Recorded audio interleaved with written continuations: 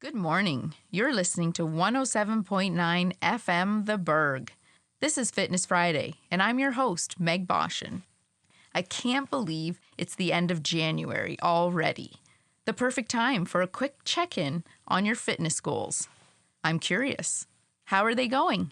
At the beginning of January, we talked about the 4 Ds of commitment: distraction, decision, dedication, and devotion.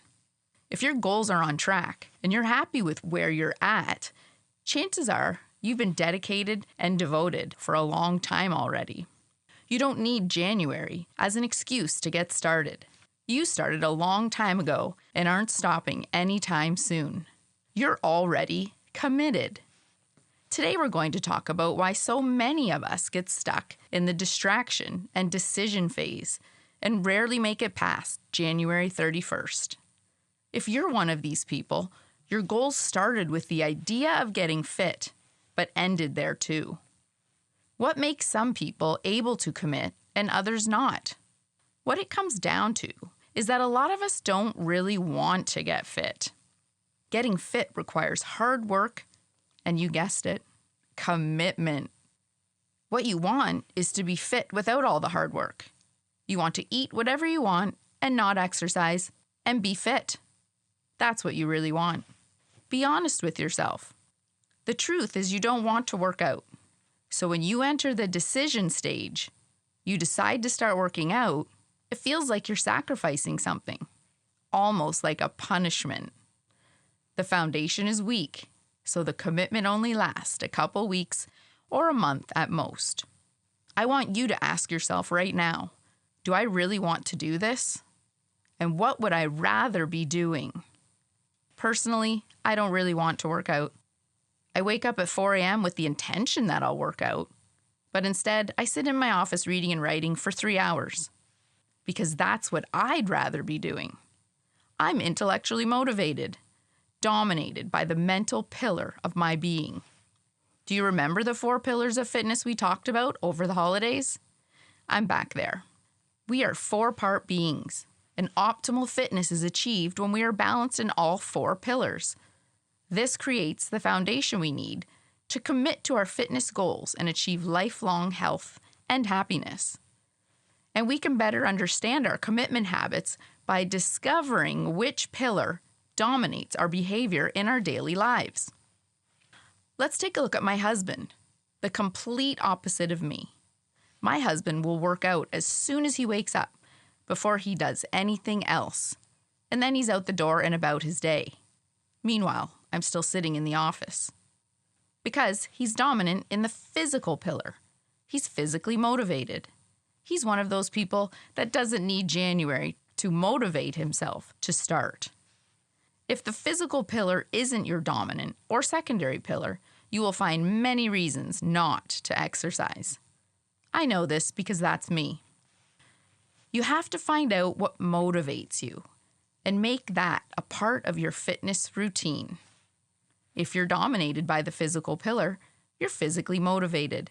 These people are the athletes of the world. Playing sports is what motivates them to commit to their fitness goals because they enjoy a competitive component to validate their physical power, and they will work out to enhance that power. Victory is their reward. If you're dominated by the emotional pillar, you're emotionally driven.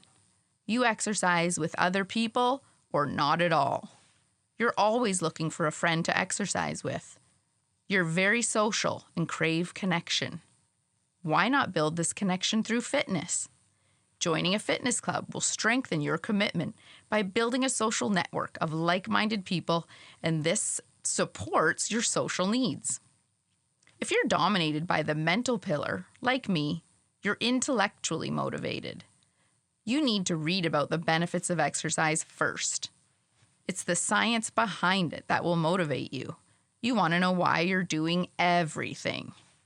So search out a good podcast, Audible book, or take an online course that you can listen to while you're working out. Learning something new will motivate you and increase your productivity by habit stacking, adding exercise to your existing love of learning. Now that makes a lot of sense. And that's something I can commit to. And lastly, if you're dominated by the spiritual pillar, you're spiritually motivated, and you're guided primarily by inner values rather than external rewards or pressure. Your actions are influenced by a sense of purpose, meaning, and connection to yourself, others, nature, or something greater than the individual self. You're going to want to get outside and walk to ground yourself in nature at the quietest times of day, early morning or early evening. Walking meditation is your best friend.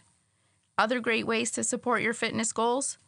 Join a yoga studio, or find out where a Tai Chi or breathworks class may be offered. Maybe even join a martial arts club. These things will enhance your existing spiritual drive and motivate the commitment needed to stick to your fitness goals.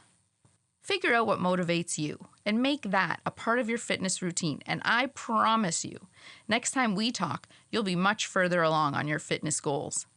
Making commitment a reality. And I'll be here for you every week on Fitness Friday, dedicated to bringing you the insight and encouragement you need to make your fitness goals a reality too. And one more thing, it's official.